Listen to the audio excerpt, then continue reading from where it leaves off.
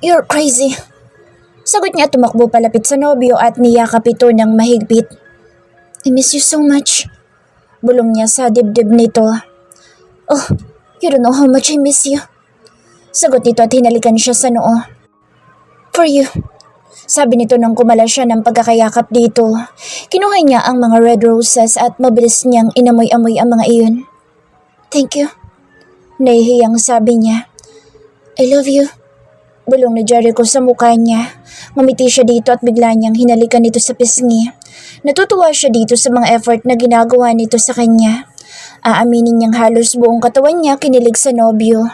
Tumawa naman si Jericho nang halikan niya ito sa pisngi at niyakap siya ng mahigpit. Oh God, I love you too. Bulong niya rito. Walang katumbas na kaligayahan ang nararamdaman niya ngayon. Siya na yata ang pinakamasayang babae sa tabi ng batis. McDonald's? Bulalas niya ng buksan ni Jericho ang basket. Your favorite? Nakangiting sagot nito at inisa-isang inilabas ang mga pagkain. Fries, burger, soft drinks, and nuggets. Wow, ang daming fries! Sabi niya at mabilis na kumuha ng fries at isinubo iyon. Kumuha siya ulit at isinubo naman niya sa nobyo. Sweet. Nakangiting sabi ni Jericho at siya naman ang sinubuan ng fries. Salty? Sagot niya. Ha? Kunot noong tanong ni Jericho. Yung fries maalat? Nakangiting sagot niya at muling sumubo ng maraming fries. Sabi ko na nga ba kulang pa lahat yan sa'yo eh. Biro ni Jericho at naupo sa tabi niya. I love fries so much. Sagot niya at umayos na upo sa tabi nito. Sana ganito na lang tayo lagi, no? Ganito tayo lagi. Don't worry. Sagot nito at hinalikan siya sa noo. Promise? Promise, Bianca. Thank you.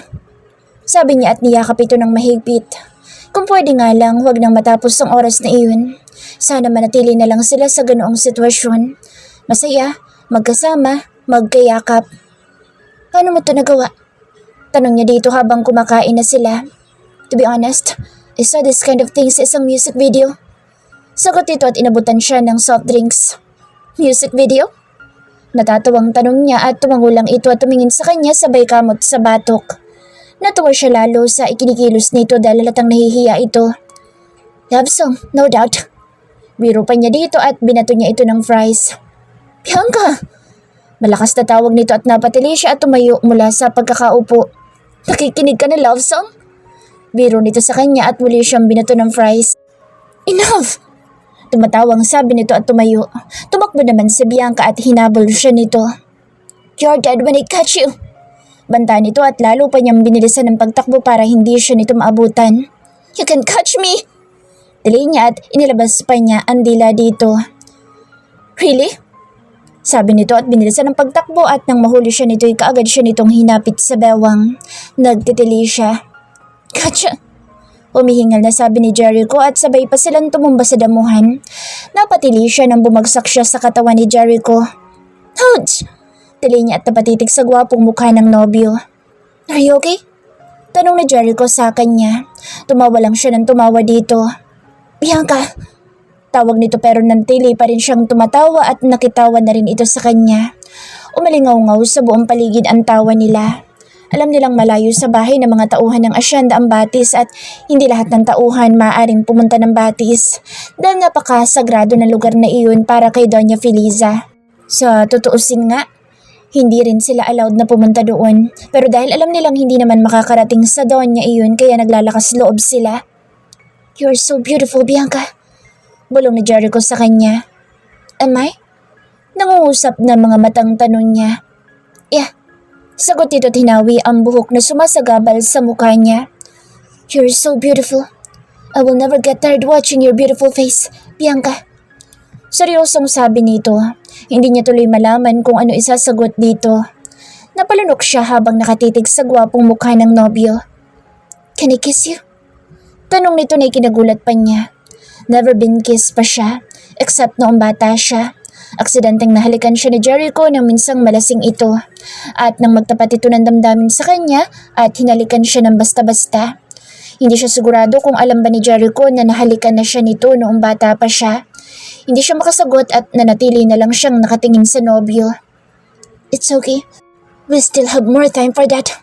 Nahihiyang sabi nito at dahan-dahan siyang inuupo sa damuhan. Kasunod niya itong naupo sa tabi niya. Jericho. It's okay, Bianca. It's just a kiss. Hindi masisira ang gabi natin ang dahil lang doon. Nakangiting sabi nito. Salamat. Sagot niya at niyakap ito. Hindi pa siya handang magpahalik dito. Marahil dahil napakaaga pa para makarating na sila sa ganoong sitwasyon. Pero alam niyang sooner or later gagawin din nila ang bagay na iyon. Tired? Tanong ni Jericho nang makasakay na sila sa kotse nito at tinatahak na nila ang kalsada pauwi ng mansyon. Lil, sagot niya at pilit na ngumiti. Hawak-hawak pa rin niya ang mga roses na bigay nito. Red is your favorite rose? Yeah, and white. I'll give you white some other time. Sagot ito at kumindat pa sa kanya na nagpatalon sa puso niya. I'll wait for that. Masiglang sagot niya at hinawak-hawakan ng mga rosas. Did you had fun? Tanong nito at sinulyapan siya. Tumango at ngumiti. I did. This is the best date ever. No, not even close. I will date you every day and that will be the best date ever. Sagot nito at napaayos siya ng upo sa passenger seat. Date? Every day? Sa McDonald's? If you want. Your treat? My treat. I will think about it. Nakangiting sabi niya at nilaro-laro pa ang mga rosas. Think about it? Kunot nung tanong nito at sinulyapan siya. Ngumiti siya at pinisil niya ito sa pisngi. You're cute. Nakangiting sabi niya. Cute and handsome. Confident na sagot nito at kumindat pa. Handsome of course. Super. Nakangiting sagot niya dito. Lalo naman ito nagpa-cute sa kanya. Pakiramdam tuloy niya hihimatayin na siya sa kilig. Pagdating sa bahay, kaagad na silang pumasok sa loob. Pareho pa silang nagulat na makita si Maristel na nakaupo sa malaking sofa. Tila ba sadya sila nitong hinihintay doon. Napalunok siya at pasimpleng sinulyapan ang hawak ng mga rosas. Nasa tabi niya si Jericho at tulad din niya ay nasa mukha nito ang gulat. Saan kayo galing? Kalmadong tanong nito at tumayo mula sa sofa. Sinundo ko lang po si Bianca sa asyenda, ma. Sagot ni Jericho. Bakit mo siya sinundo? Tanong nito at nalipat ang mga mata nito sa hawak niyang mga bulaklak. May dinaanan ako malapit sa asyenda. Then dumaan ako doon. Isinabay ko na siya. Paliwanag nito na diretsyong nakatingin sa mommy nito. I see. Sagot nito at nalipat ang tingin sa kanya. Bianca, kanino galing ang bulaklak mo? Tanong nito at ipinaglipat-lipat ang tingin sa kanya at kay Jericho. Kinabahan siya at tila umurong ang dila niya. Hindi niya alam kung ano isasagot dito at nagyuko siya ng ulo. Bianca, I'm asking you, kanino galing ang mga bulaklak na iyan? May diin sa pananalita nito at naninibago siya sa ikinikilos nito ngayon. Bigay ni Sean, ma. Putol ni Jericho sa sasabihin sana niya. Nilungon niya ito at nakatingin lang ito ng diretso sa mommy nito. Kay Sean? Tanong nito na tila hindi ito naniniwala. Nakita kayo ni Sean? He was with me when I reached the asyenda. Mabilis na sagot ni Jericho. Napakagatlabi siya. Nagagawa pa tuloy magsinungaling ni Jericho para lang maitago ang relasyon nila. Alam niyang mahirap iyon para dito pero wala silang magagawa sa ngayon. Patuloy pa rin palang paliligaw ni Sean sa'yo. Tell him na pumasyal dito bukas.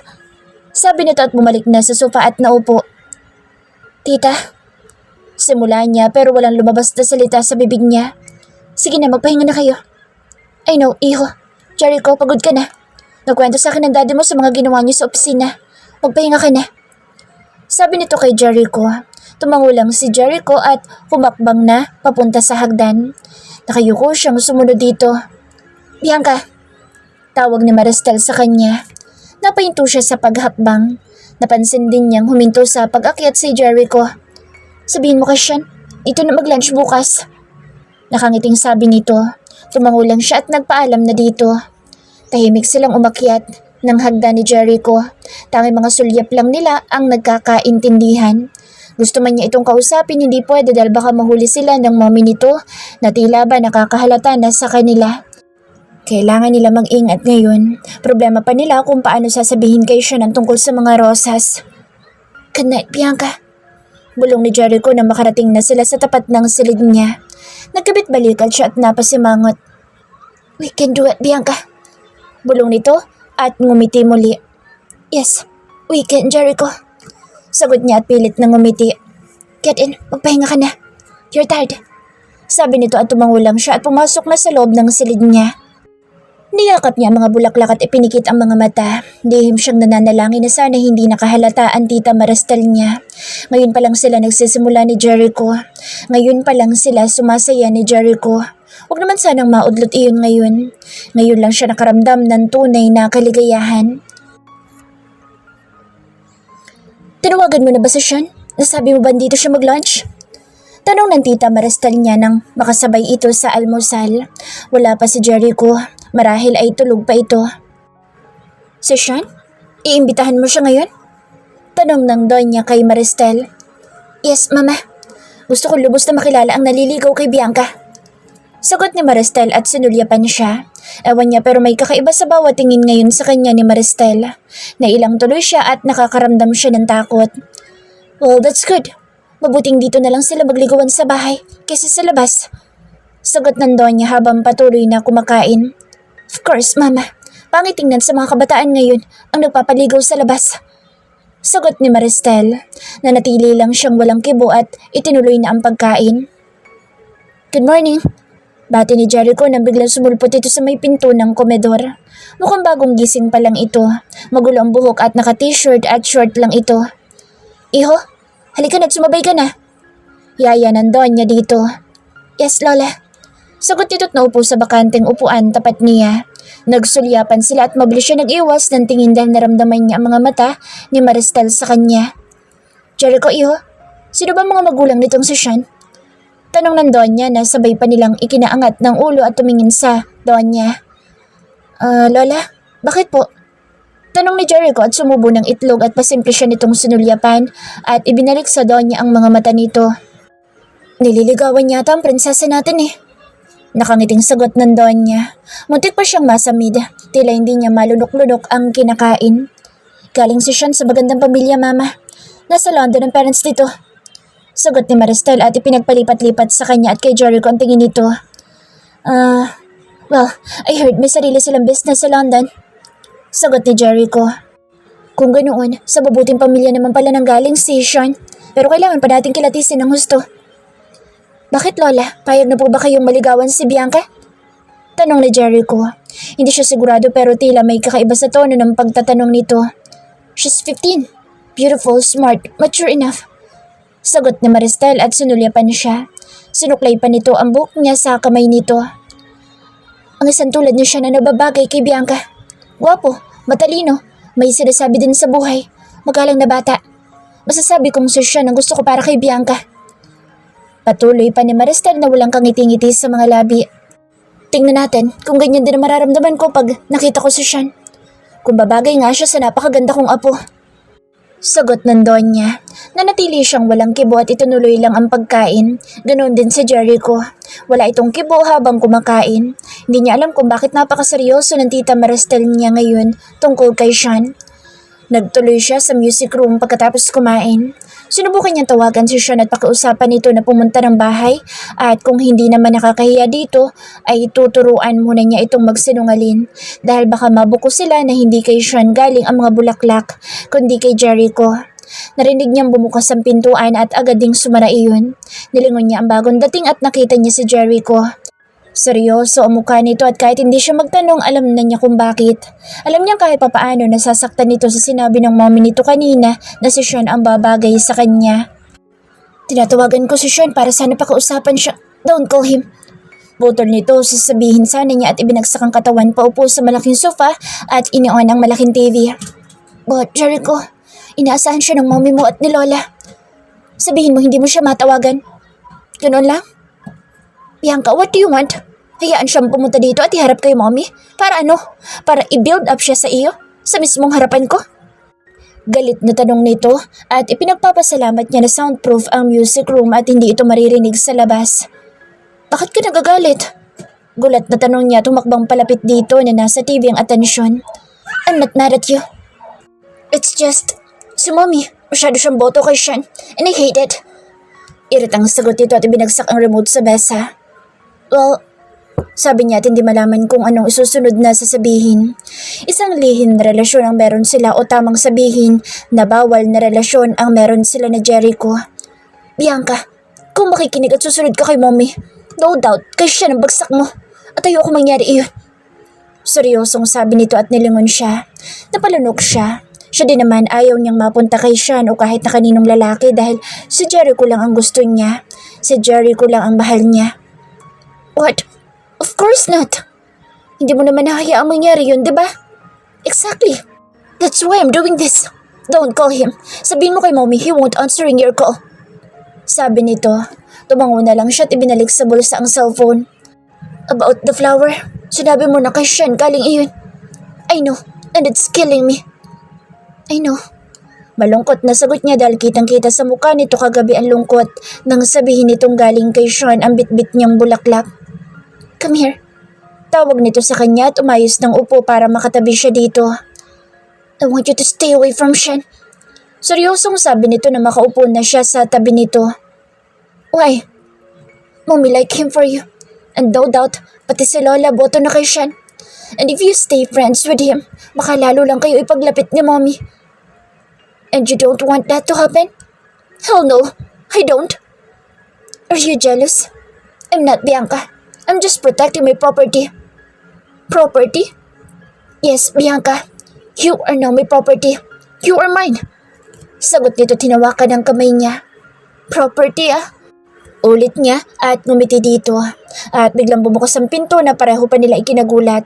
Nakita nila si Lorna na papasok at may bitbit na walis.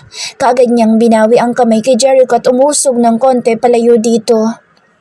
Ay, sir, ma'am, pasensya na po. Nandito po pala kayo. Maglilinis po sana ako ng silid.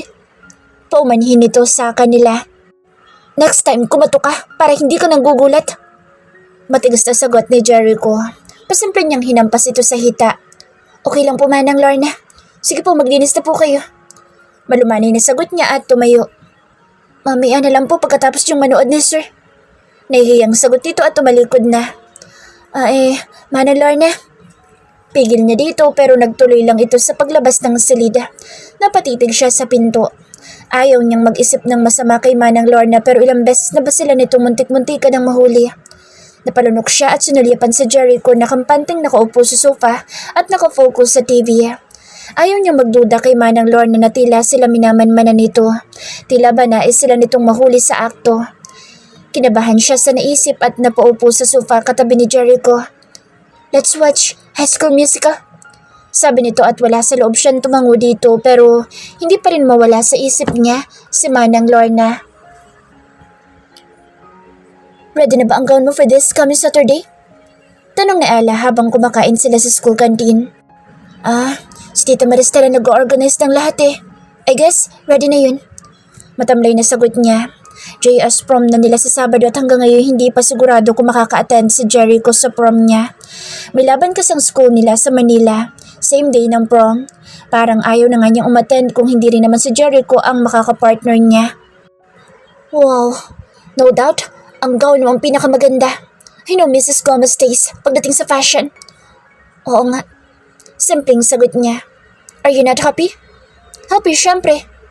You should be happy. Minsan lang sa buhay natin ang JS prom. Ako nga kahit hindi ko makakapartner si Vincent, okay lang. Marami pa akong time para sa kanya. Malay mo next year, kami na magpartner. Kinikilig na sabi nito.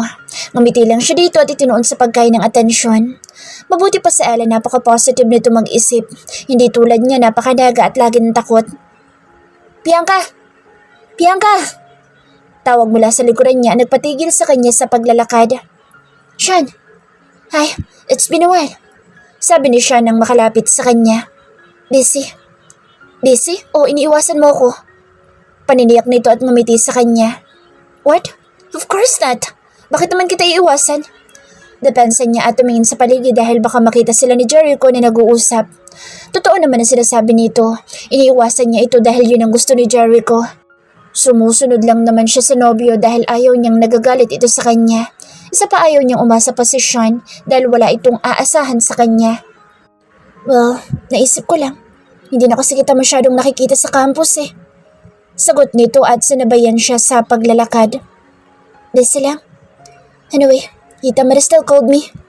Sabi nito na ikinagulat niya tapahinto sa paglalakad at bigla siyang napalingon dito. What? Gulat na tanong niya. Oh, bakit gulat na gulat ka? Kunot noong tanong nito. Well, bakit daw? Tarantang tanong niya at nakaramdam siya ng takot. She asked me kung pwede daw ba na ako na lang maging escort mo this coming Saturday sa JS prom niyo. Nakangiting sagot nito. Nagbukas siya ng bibig pero walang salitan lumabas. Nagulat siya at hindi alam kung ano ang sasabihin. Alam niyang botong-boto ang tita Marastal niya kay Sean. Pero ang pakiusapan ito para maging partner niya without her consent, parang hindi naman yata tama na pangunahan siya ng tita Marastal niya. I'm happy to be your partner. Patuloy pa nito. Really? Tanging nasabi niya.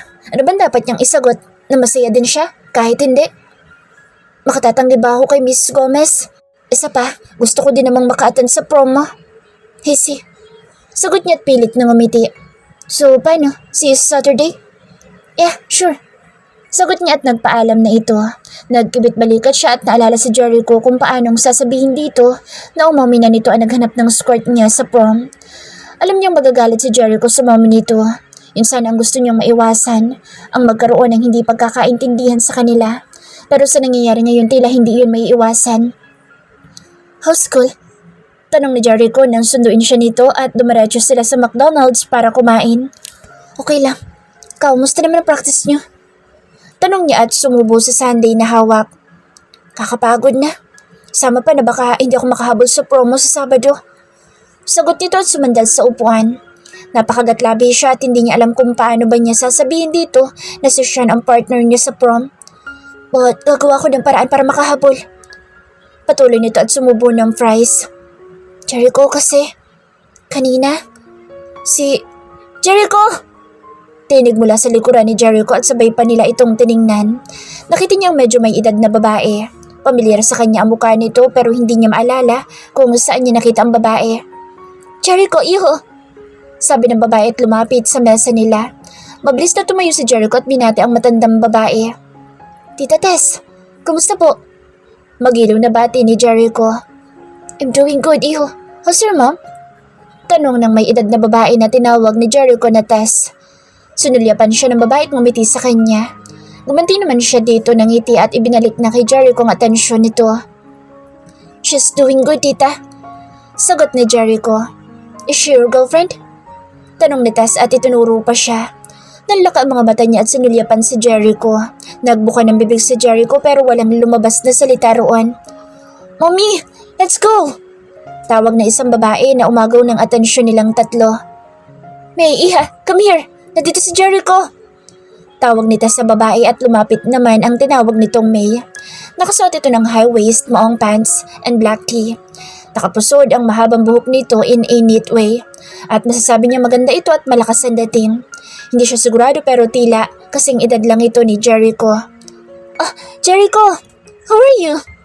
Magilaw na sabi ni May at bumaso pa kay Jericho. Great! Tipid na sagot ni Jericho. I miss the old times. Sabi ni May at tumawa at tila noon pa lang siya nito napansin sa upuan. Hey there! Bati nito at sinulyapan si Jericho. Tila nais din nitong itanong kung girlfriend ba siya ni Jericho. Wait, Bianca. She's... Sabi ni Jericho. Nalata niyang hindi alam ni Jericho kung paano siya ipapakilala sa mga ito. Nagyuko siya ng ulo at ibinalik sa pagkain ang atensyon. She is Lala's adopted. Sagot ni Jericho at napaangat siya ng muka. Pakaramdam niya, nalaglag ang puso niya sa semento. Pero wala naman siyang magagawa. Hindi siya maaaring ipakilala nito bilang girlfriend niya. Kailangan lang niyang intindihin ito. Adopted? I didn't know na may adopted pala niya. Sabi ni Tess at muli siyang sunulyapan nito. Napansin niya ang pangmamata nito sa uri ng pagtingin nito sa kanya. Hindi tulad kanina. Nanliliit tuloy siya. Yeah, me too.